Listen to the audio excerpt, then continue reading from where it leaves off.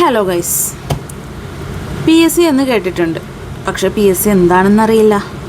P S C പരീക്ഷ എഴുതാൻ എന്താണ് ചെയ്യേണ്ടത് എന്നറിയില്ല. എപ്പോൾ നോട്ടിഫിക്കേഷൻ വരും അതും അറിയില്ല. എനിക്ക് പി എസ് സി എഴുതാൻ പറ്റുമോ എന്നുപോലും അറിയില്ല.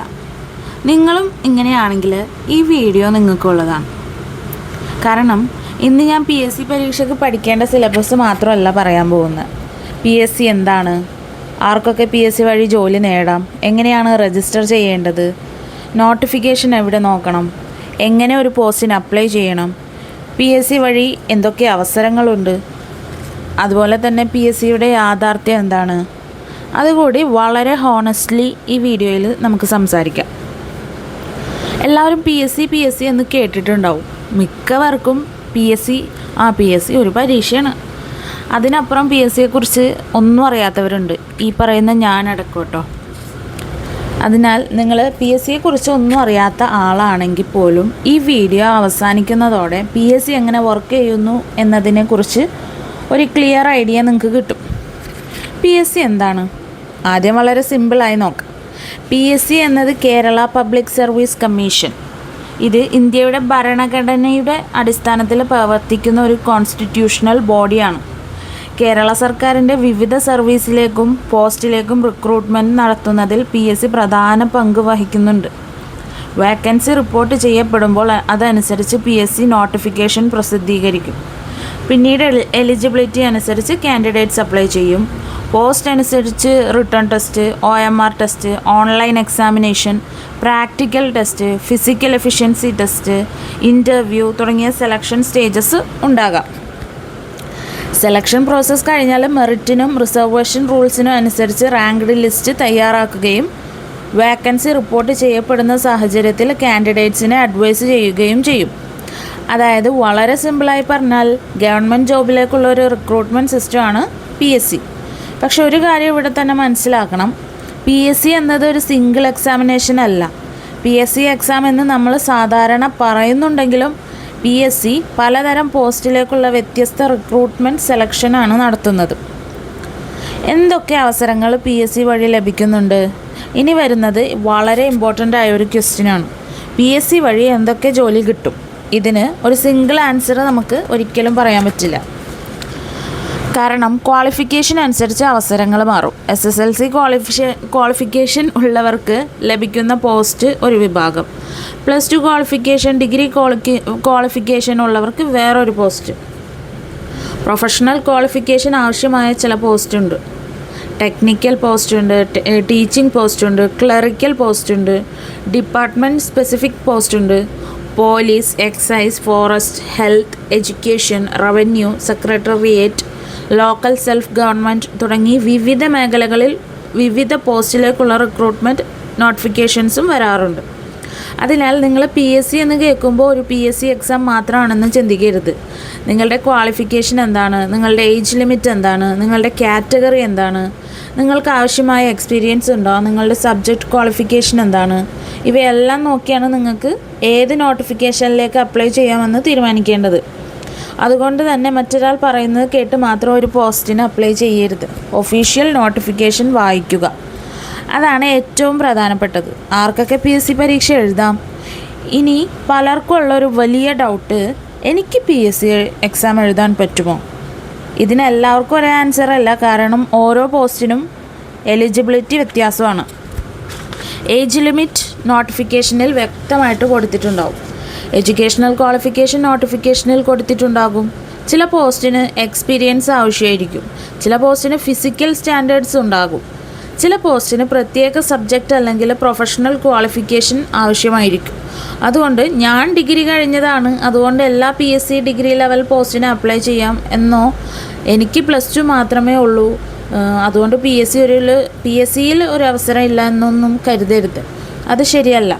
പോസ്റ്റ് അനുസരിച്ചാണ് എലിജിബിലിറ്റി. അതുകൊണ്ട് ഒരു നോട്ടിഫിക്കേഷൻ കാണുമ്പോൾ ആദ്യം നോക്കേണ്ടത് ഏജ്, ക്വാളിഫിക്കേഷൻ, എക്സ്പീരിയൻസ് ഉണ്ടെങ്കിൽ അത്, other special qualifications or community or reservation conditions ഇതൊക്കെ ബാധകമാണെങ്കിൽ ഇവയാണ്. പി എസ് സിയുടെ ഒഫീഷ്യൽ ഇൻഫർമേഷൻ പ്രകാരം ഏജ് ലിമിറ്റ് ഓരോ സെലക്ഷനും നോട്ടിഫിക്കേഷനിൽ വ്യക്തമാക്കും. സാധാരണയായി SC/ST വിഭാഗത്തിന് 5 വർഷവും OBC വിഭാഗത്തിന് 3 വർഷവും അപ്പർ ഏജ് റിലാക്സേഷൻ അനുവദിക്കുന്നതായി PSC വ്യക്തമാക്കുന്നുണ്ട്. എന്നാൽ ഓരോ നോട്ടിഫിക്കേഷനിലെയും സ്പെസിഫിക് കണ്ടീഷൻസ് നിർബന്ധമായിട്ടും പരിശോധിക്കണം. PSCയിൽ എങ്ങനെ രജിസ്റ്റർ ചെയ്യാം? ഇനി ഏറ്റവും പ്രാക്ടിക്കലായ ഭാഗത്തേക്ക് വരാം. PSCയിൽ എങ്ങനെ രജിസ്റ്റർ ചെയ്യാം? കേരള PSCയിൽ ജോബ് ആപ്ലിക്കേഷൻ സബ്മിറ്റ് ചെയ്യുന്നതിന് ആദ്യം 1 time registration OTR profile create ചെയ്യണം. ഇതിനായി ഒഫീഷ്യൽ കേരള PSC വെബ്സൈറ്റിലേക്ക് പോകുക. അല്ലെങ്കിൽ നമ്മുടെ തുളസി കേരള PSCയുടെ തുളസി ആപ്പ് വഴി രജിസ്റ്റർ ചെയ്യാം. അവിടെ 1 ടൈം രജിസ്ട്രേഷൻ ഓപ്ഷൻ കാണാം. പുതിയ ആളാണെങ്കിൽ സൈനപ്പ് ചെയ്യുക. ഓൾറെഡി രജിസ്റ്റേർഡ് ആണെങ്കിൽ യൂസർ ഐഡിയും പാസ്വേഡും ഉപയോഗിച്ച് ലോഗിൻ ചെയ്യാം. രജിസ്ട്രേഷൻ സമയത്ത് നിങ്ങളുടെ പേഴ്സണൽ ഡീറ്റെയിൽസ്, എഡ്യൂക്കേഷണൽ ഡീറ്റെയിൽസ് തുടങ്ങിയ പ്രൊഫൈൽ ഇൻഫർമേഷൻ ശരിയായിട്ട് നൽകണം. ഫോട്ടോ അപ്ലോഡ് ചെയ്യേണ്ടതുണ്ട്. സിഗ്നേച്ചറും അപ്ലോഡ് ചെയ്യേണ്ടതുണ്ട്. PSCയുടെ നിലവിലെ ജനറൽ ഇൻസ്ട്രക്ഷൻസ് പ്രകാരം പുതിയ പ്രൊഫൈൽ സൃഷ്ടിക്കുന്നവർ 6 മാസത്തിനുള്ളിൽ എടുത്ത ഫോട്ടോഗ്രാഫ് അപ്ലോഡ് ചെയ്യണം. ഫോട്ടോയ്ക്ക് PSC നിശ്ചയിച്ചിരിക്കുന്ന ഫോർമാറ്റ്, സൈസ്, വിസിബിലിറ്റി തുടങ്ങിയ റിക്വയർമെൻറ്റ്സ് പാലിക്കണം. ഇവിടെ ഞാനൊരു കാര്യം പ്രത്യേകം പറയാം. PSC പ്രൊഫൈൽ ഉണ്ടാക്കുന്നത് ഒരു ജോലി അപ്ലൈ ചെയ്യുന്നതിന് തുല്യമല്ല. OTR പ്രൊഫൈൽ ഉണ്ടാക്കി കഴിഞ്ഞാൽ നിങ്ങൾക്ക് എലിജിബിളായ ഒരു നോട്ടിഫിക്കേഷൻ വരുമ്പോൾ അതിലേക്ക് പ്രത്യേക ആപ്ലിക്കേഷൻ സബ്മിറ്റ് ചെയ്യണം. അതായത് ഒരു പ്രൊഫൈലും പല ആപ്ലിക്കേഷൻസും. ഇതാണ് 1 ടൈം രജിസ്ട്രേഷൻ എന്നതിൻ്റെ ബേസിക് ഐഡിയ. നോട്ടിഫിക്കേഷൻ എങ്ങനെ ചെക്ക് ചെയ്യാം? അതാണ് അടുത്ത ചോദ്യം.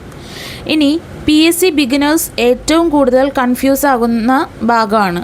നോട്ടിഫിക്കേഷൻ എവിടെ നോക്കും? ഗൂഗിളിൽ റാൻഡം വെബ്സൈറ്റ്സ് സെർച്ച് ചെയ്യുന്നതിന് പകരം ആദ്യം ഒഫീഷ്യൽ കേരള PSC വെബ്സൈറ്റ് തന്നെ നോക്കുക. PSC വെബ്സൈറ്റിൽ നോട്ടിഫിക്കേഷൻസ് എന്ന സെക്ഷനുണ്ട്.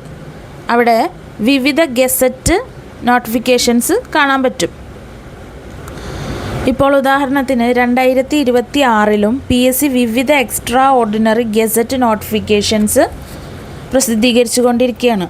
നോട്ടിഫിക്കേഷൻസിൽ category number, post details, last date തുടങ്ങിയവ നൽകുന്നുണ്ട്. ഒരു നോട്ടിഫിക്കേഷൻ കണ്ടാൽ പോസ്റ്റ് നെയിം എന്താണ്, കാറ്റഗറി നമ്പർ എന്താണ്, ക്വാളിഫിക്കേഷൻ എന്താണ്, ഏജ് ലിമിറ്റ് എന്താണ്, ലാസ്റ്റ് ഡേറ്റ് എപ്പോഴാണ്, ഏതെങ്കിലും എക്സ്പീരിയൻസ് ആവശ്യമുണ്ടോ, ഡിസ്ട്രിക്ട് വൈസ് ആണോ സ്റ്റേറ്റ് വൈഡ് ആണോ, സെലക്ഷൻ മെത്തേഡ് എന്താണ് എന്നൊക്കെ നോക്കണം.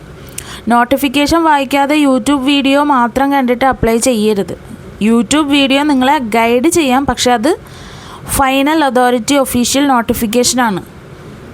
നോട്ടിഫിക്കേഷൻ കണ്ടാൽ എങ്ങനെ അപ്ലൈ ചെയ്യാം? നിങ്ങൾ എലിജിബിൾ ആണെന്ന് ഉറപ്പായാൽ നിങ്ങളുടെ PSC പ്രൊഫൈലിൽ ലോഗിൻ ചെയ്യുക.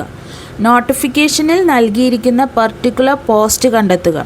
അവിടെ അപ്ലൈ നൗ ഓപ്ഷൻ ഉപയോഗിച്ച് ആപ്ലിക്കേഷൻ സബ്മിറ്റ് ചെയ്യണം. PSCയുടെ കറൻറ്റ് ആപ്ലിക്കേഷൻ ഇൻസ്ട്രക്ഷൻസ് പ്രകാരം രജിസ്റ്റേർഡ് കാൻഡിഡേറ്റ്സ് സ്വന്തം യൂസർ ഐഡിയും പാസ്വേഡും ഉപയോഗിച്ച് പ്രൊഫൈലിൽ ലോഗിൻ ചെയ്ത് റെസ്പെക്റ്റീവ് നോട്ടിഫിക്കേഷനിലെ അപ്ലൈ നൗ വഴി അപ്ലൈ ചെയ്യണം. സാധാരണ റിക്രൂട്ട്മെൻറ്റ് ആപ്ലിക്കേഷൻസിന് ആപ്ലിക്കേഷൻ ഫീ ഇല്ലെന്നും PSC വ്യക്തമാക്കുന്നുണ്ട്. പക്ഷേ ഇവിടെ ഒരു വലിയ വാർണിംഗ്: സബ്മിറ്റ് ചെയ്യുന്നതിന് മുൻപ് പ്രൊഫൈൽ ഡീറ്റെയിൽസ് വളരെ കെയർഫുള്ളി ചെക്ക് ചെയ്യണം. Name, date of birth, qualification, community, address, other relevant details എല്ലാം ശരിയാണോ എന്ന് നോക്കണം. കാരണം ആപ്ലിക്കേഷൻ സബ്മിറ്റ് ചെയ്തതിന് ശേഷം അത് പ്രൊവിഷണൽ ആയി കണക്കാക്കപ്പെടുന്നു. പിന്നീട് ഡീറ്റെയിൽസ് മാറ്റാനുള്ള അവസരം പരിമിതമായിരിക്കാം. അതിനാൽ സബ്മിറ്റ് ചെയ്യുന്നതിന് മുൻപ് എല്ലാം പരിശോധിക്കണം. ആപ്ലിക്കേഷൻ സബ്മിറ്റ് ചെയ്ത ശേഷം മൈ ആപ്ലിക്കേഷൻസ് വഴി ആപ്ലിക്കേഷൻ കോപ്പി സൂക്ഷിക്കുന്നത് വളരെയധികം നല്ലതാണ്. അപ്ലൈ ചെയ്താൽ ഉടൻ എക്സാം വരുമോ? ഇവിടെ മറ്റൊരു മിസ്കൺസെപ്ഷൻ ഉള്ളത്, ഞാൻ അപ്ലൈ ചെയ്തു, ഇനി എക്സാം എപ്പോഴാണ്? അങ്ങനെ ഉടൻ എക്സാം ഉണ്ടാകണമെന്നില്ല. സെലക്ഷൻ പ്രോസസ്സ് പോസ്റ്റ് അനുസരിച്ച് മാറും. റിട്ടേൺ എക്സാമിനേഷൻ ഉണ്ടെങ്കിൽ PSC പിന്നീട് എക്സാമിനേഷൻ സംബന്ധിച്ച ഇൻഫർമേഷൻസ് നൽകും. ചില എക്സാമിനേഷൻസിന് കൺഫർമേഷൻ സബ്മിറ്റ് ചെയ്യേണ്ടതുണ്ട്. കൺഫർമേഷൻ സബ്മിറ്റ് ചെയ്യാത്ത കാൻഡിഡേറ്റ്സിന് എക്സാമിനേഷൻ അഡ്മിഷൻ ഹാൾ ടിക്കറ്റ് ലഭിക്കാത്ത സിറ്റുവേഷൻ വരെ ഉണ്ടാകും. അതുകൊണ്ട് ആപ്ലിക്കേഷൻ സബ്മിറ്റ് ചെയ്തിട്ട് ഒരിക്കലും മറക്കരുത്. നമ്മുടെ PSC പ്രൊഫൈൽ ചെക്ക് ചെയ്യുക. Exam calendar, confirmation, admission ticket, exam date, syllabus, answer key, rank list തുടങ്ങിയ അപ്ഡേറ്റ്സ് ശ്രദ്ധിക്കണം. PSC വെബ്സൈറ്റിൽ നോട്ടിഫിക്കേഷൻസ് മാത്രമല്ല, examination related updates, results, rank list തുടങ്ങിയ വിവരങ്ങൾ ലഭിക്കും. PSCയുടെ ഗുണങ്ങൾ എന്തൊക്കെയാണ്? ഇനി നമുക്ക് അതിനെക്കുറിച്ച് സംസാരിക്കാം. എന്തുകൊണ്ടാണ് PSC പരീക്ഷയ്ക്ക് ശ്രമിക്കേണ്ടത്? ഒന്നാമത്, ഗവൺമെൻറ് സർവീസിൽ കരിയർ ബിൽഡ് ചെയ്യാനുള്ള അവസരം. രണ്ടാമത്, നിങ്ങളുടെ ക്വാളിഫിക്കേഷൻ അനുസരിച്ച് പലതരത്തിലുള്ള പോസ്റ്റിലേക്ക് മത്സരിക്കാനുള്ള അവസരം. മൂന്നാമത്, ഒരു നോട്ടിഫിക്കേഷനിൽ സെലക്ഷൻ കിട്ടിയില്ലെന്ന് പറഞ്ഞാൽ അത് എല്ലാം അവസാനിക്കുന്നില്ല. നിങ്ങളുടെ എലിജിബിലിറ്റിക്ക് അനുസരിച്ച് ഭാവിയിൽ വരുന്ന മറ്റു നോട്ടിഫിക്കേഷൻസിലേക്കും ശ്രമിക്കാം. നാലാമത്, നിങ്ങൾക്ക് ഒരു സ്ട്രക്ചേർഡ് പ്രിപ്പറേഷൻ സിസ്റ്റം ഡെവലപ്പ് ചെയ്യാൻ കഴിയും. അഞ്ചാമത്, നിങ്ങളുടെ പഠനശീലം, general knowledge, current affairs, awareness, reasoning, language skills തുടങ്ങിയവ മെച്ചപ്പെടുത്താനും PSC പ്രിപ്പറേഷൻ സഹായിക്കും. പക്ഷേ ഇതൊക്കെ പറഞ്ഞിട്ട് PSCയെ ഒരു ഈസി ഗവൺമെൻറ് ജോബ് ഷോർട്ട് കട്ടായിട്ട് ഞാൻ ഒരിക്കലും നിങ്ങൾക്ക് മുമ്പിൽ അവതരിപ്പിക്കില്ല കേട്ടോ. കാരണം വേറൊന്നുമല്ല, അത് എന്താ പറയുക, അതൊരു ഫേക്കാണ്. PSCയുടെ ദോഷങ്ങളും യാഥാർത്ഥ്യവും അതും നമ്മൾ ഉൾക്കൊള്ളണമല്ലോ. PSCക്കും ചലഞ്ചസ് ഉണ്ട്. കോമ്പറ്റീഷൻ വളരെ ടഫാണ്. ഒരു നോട്ടിഫിക്കേഷൻ വന്നാൽ വലിയ നമ്പർ ഓഫ് കാൻഡിഡേറ്റ്സ് അപ്ലൈ ചെയ്യും. ഇപ്പോൾ ഈ അടുത്ത് പഞ്ചായത്ത് സെക്രട്ടറിയുടെ എക്സാമിന് കഴിഞ്ഞ വർഷം അപ്ലൈ ചെയ്തത് 4,70,800 സംതിങ് ആൾക്കാർ അപ്ലൈ ചെയ്തിട്ടുണ്ടായിരുന്നു. വാക്കൻസീസ് ലിമിറ്റഡ് ആയിരിക്കും.